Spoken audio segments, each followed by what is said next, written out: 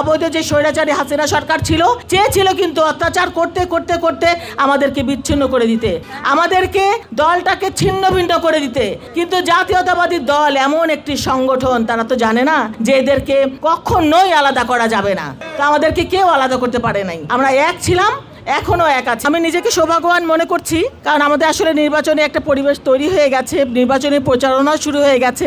আমি কিন্তু আমার স্বামী মির্জা আব্বাসের নির্বাচনী প্রচারণাও এখন পর্যন্ত নামি নাই, কিন্তু আমার দেবর এই দীপুর জন্য আমি চলে আসলাম এখানে, মির্জা আব্বাসের ছোট ভাই। আপনারা জানেন আমি গত বছর রোজার সময় কিন্তু এখানে এসেছিলাম। একটা বাচ্চা ধর্ষিত হয়েছিল, তখন আমাদের তখন ছিলেন ভারপ্রাপ্ত চেয়ারম্যান, এখন আমাদের চেয়ারম্যান আমাকে আগের দিন ফোন করে বললেন যে আপনি নারায়ণগঞ্জে কালকে যান এবং দীপু যেন আপনার পাশে থাকে।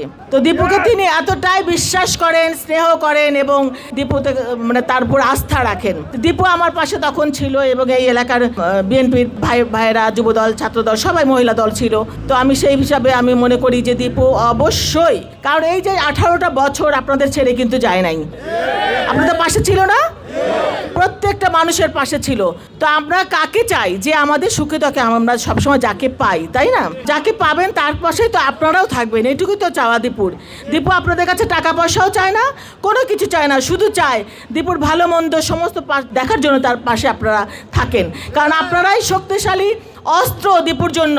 দীপু একা কিছু করতে পারবে না আপনারা যদি সহযোগিতা না করেন।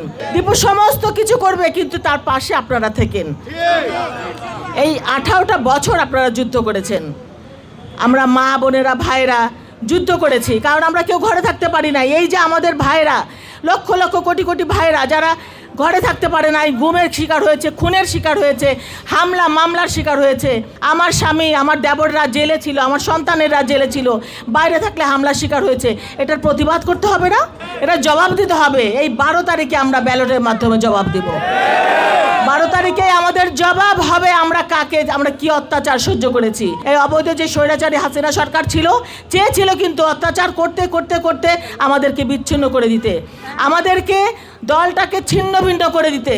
কিন্তু জাতীয়তাবাদী দল এমন একটি সংগঠন, তারা তো জানে না যে এদেরকে কখনোই আলাদা করা যাবে না। তো আমাদেরকে কেউ আলাদা করতে পারে নাই। আমরা এক ছিলাম, এখনো এক আছে। আমাদের সবসময় শক্তি, সাহস, একতা, যেটা আমাদের শহীদ রাষ্ট্রপতি জিয়াউর রহমান বলতেন, আমাদের বহুদলীয় গণতন্ত্রের প্রবক্তা, স্বাধীনতার মহান ঘোষক, বীর মুক্তিযোদ্ধা এবং বাংলাদেশের প্রথম রাষ্ট্রপতি। শ্রদ্ধার সাথে তাকে স্মরণ করছি।